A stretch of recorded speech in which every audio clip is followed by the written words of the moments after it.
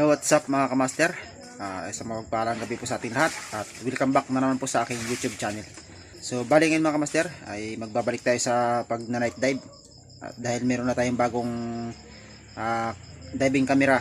So bali ngayon ay titesting natin at siyempre na-miss natin ang pag-dive sa night dive. So try natin binamanuhan tong ating bagong camera kung okay ba sa ano.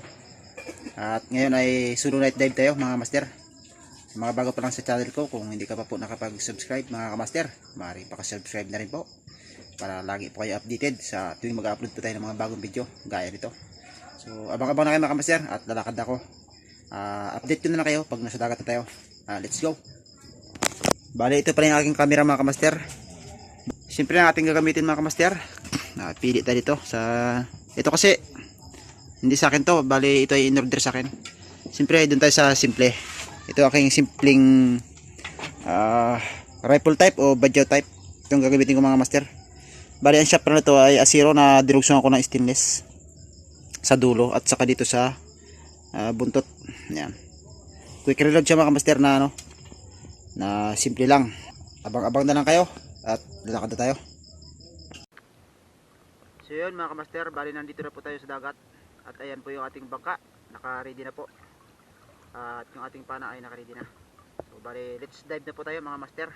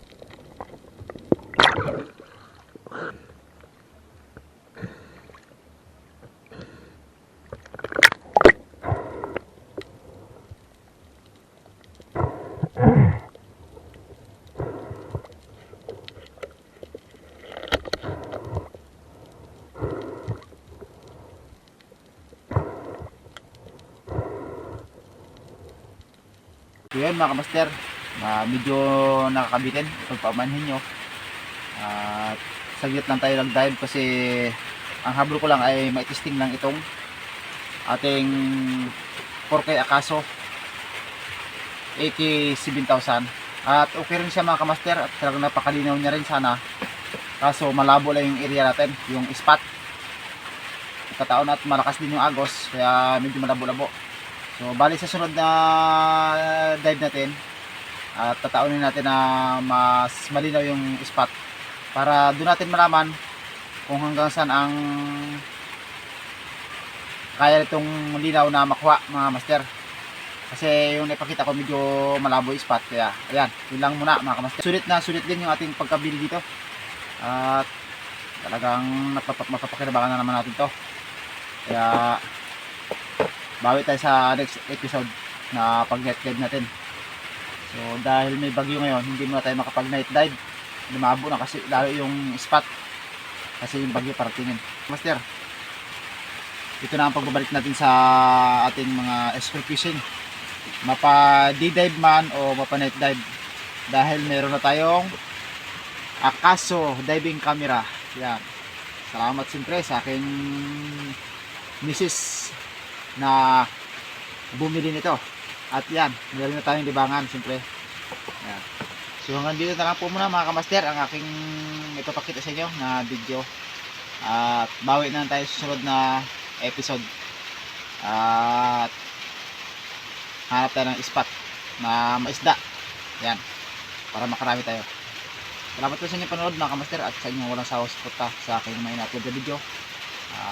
Ingat po kayo palagi and God bless to all. Bye bye.